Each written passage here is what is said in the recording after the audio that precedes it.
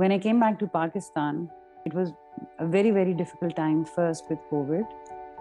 And after that, I think the last 2 years especially have been one of the roughest periods economically and politically in the history of Pakistan. It has been very, very difficult navigating a career sitting in the political capital of the country and working with the political governments when you are not sure about what the policy direction of the work you're doing is going to take in the next 1 week. That was something I don't think I was equipped to manage until I actually joined the Kennedy School, because at the Kennedy School, the advantage that we had was that every single course that I took had a leadership aspect to it. And you kind of realized that you had perhaps been asking the wrong questions when you were working. And I think it was a very fine balancing act which came from the conversations we had in our classrooms, from the conversations we had with our classmates, from the networking we had from this program.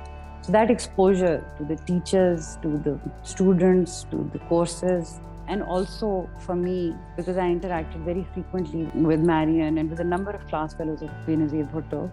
And I think I came back a lot more stable and a lot better equipped to deal with the kind of difficulties that we've been through in Pakistan over the last 3-4 years. I was one of the first 2 fellows for the VPLP fellowship in 2018. I think the program was pivotal for me. I was coming with international development experience. I was working with the World Bank, but I got exposed to climate action during my time at Harvard, and that's what I actually took forward as a pivot. So currently I'm working in the space of climate resilience, water, wind. So after graduating from Harvard, I actually got into management situation, and all the things that I learned at Harvard actually sort of provided the platform for being reflective, of figuring out what would work best in certain situations, because the pathway of leadership is not an easy one. And I think Harvard actually provided me the opportunity to think differently. And I hope to do some good things in climate agenda. So that's my what I want to be, because that's the challenge of today. In my class, there were a student from 57 countries. So interacting and the discussions gave me a sense that flux and chaos are the natural order of things. You can't expect things to be structured, and how do you work yourself through difficult times and challenging problems. And that's how most of the courses were taught. And I was able to form relationships and build networks. My time at Harvard, I was the president of all Harvard Pakistan students group. So that was across all 13 schools at Harvard. And then also I co-chaired the South Asia engagement group. I was encouraged to do this and exercise, put leadership that was being taught in school into action and form those bonds which would outlast our stay at school, and we could work together after we had graduated.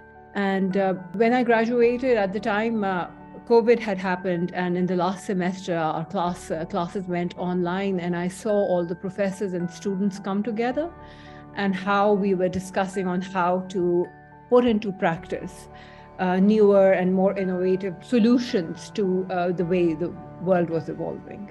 So I saw all those adaptive leadership techniques that are being taught, rolled out in action, and taking a cue and courage from that, and the sense of community and network.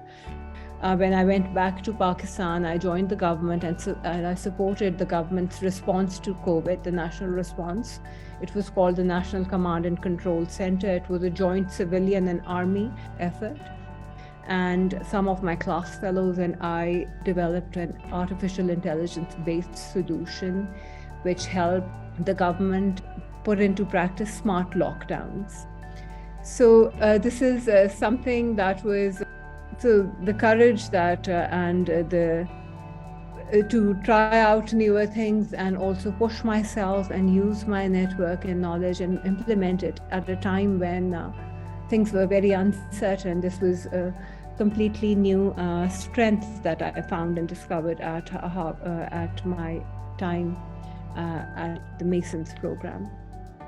Before joining the program, I was working in the public sector in the government with the Office of the Prime Minister.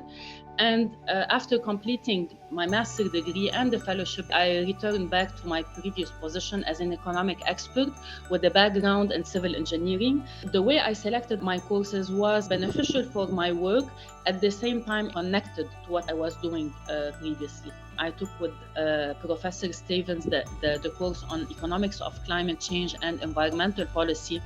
And that was really important because we lack, especially in Lebanon, we talk a lot about climate change, about policies, but we don't know how to, if you want, calculate the economic value, because there are many interlinkages between water, food, energy and climate change and ecosystems. The teachers at Harvard Kennedy School make you think another way.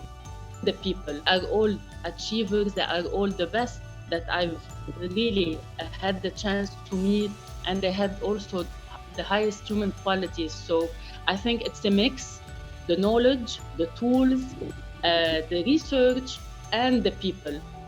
So I started in 2022 and completed my summer program and fall semester. So far, it has been an enriching experience.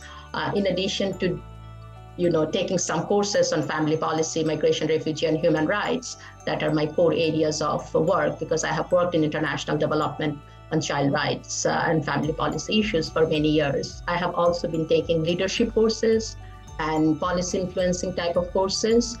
And what I find is having a combination of technical skills as well as soft skills that the education is providing me. And I hope that will really help me in becoming a more effective leader. And in addition to the courses, I'm also doing a child protection certificate program offered through Harvard School of Public Health. And that's also giving me an opportunity to network with international experts in child rights field.